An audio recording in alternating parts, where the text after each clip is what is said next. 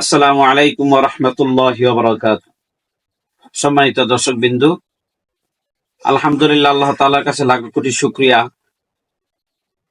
আগামী দুদিন পরে বা একদিন পরে আমাদের ঈদুল আজহা আল্লাহ তাআলার হুকুমে হতে যাচ্ছে। তো ঈদুল আজহার ক্ষেত্রে আমরা কুরবানির কিছু বিষয় আমাদের জানার অতি প্রয়োজন, বা আমাদের না জানার কারণে অনেক ভুল হয়ে থাকে আমাদের ভিতরে বা নিজেরা করে থাকি। এগুলো যদি আমরা একটু জানা থাকে তাহলে কাজটা করতে একটু সহজ হবে।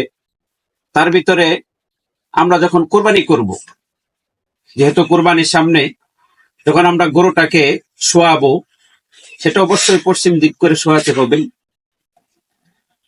আর একজন যে আল্লাহর নামটা স্পষ্ট করে নিতে পারে এরকম একজন আলেম অথবা আম মানুষ হোক, কিন্তু বিসমিল্লাহি আল্লাহু আকবার এই শব্দটা যেন স্পষ্ট শুদ্ধভাবে বলার ক্ষমতা বা সক্ষমতা তার থাকে, এরকম মানুষ দিয়ে আমরা কুরবানি করবো ইনশাআল্লাহ।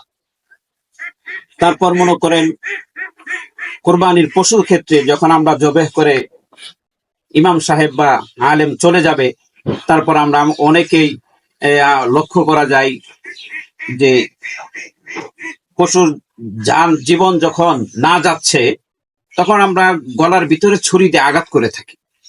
এটা অবশ্যই অন্যায় একটা কাজ। আমরা এটা থেকে বিরত থাকব, এবং কি যান তাড়াতাড়ি যাওয়ার জন্য যে আমরা হাত পায়ের রগগুলো কেটে দেই, এই কাজগুলো থেকে ইনশাআল্লাহ আমরা বিরত থাকব। আর আল্লাহ তাআলা আমাদের জন্য এই পশুর কয়েকটা অঙ্গ, বিশেষ কয়েকটা অঙ্গগুলোকে আল্লাহ তাআলা আমাদের জন্য বা মুসলিম উম্মার জন্য হারাম করে দিয়েছে। এগুলো আমরা অনেকে জানি না, না জানার কারণেও খাই, তারপর অনেকেও জেনেও খাই। এগুলো হারাম জিনিস, উলামায়ে কেরামের মুফাসসিরিনে কেরামের মতে এগুলো হারাম। তার ভিতরে এক নাম্বার হলো প্রবাহমান রক্ত, যেটা আমরা জবাহ করার সাথে সাথে প্রবাহমান হয়, সেটা সম্পূর্ণ হারাম। এই গোশতের সাথে যে রক্তটা লেগে থাকে ধোয়ার পরেও, রান্নার পূর্বে যে লেগে থাকে, ওটা উলামায়ে কেরামের মধ্যে হারাম নয়, যেটা ধোয়ার পরেও লেগে থাকে, কিন্তু প্রবাহমান রক্ত সম্পূর্ণ হারাম। তারপর পশুর পুরুলিঙ্গ, এটা সম্পূর্ণ হারাম, মাকরুহে তাহরিমি বলেছেন।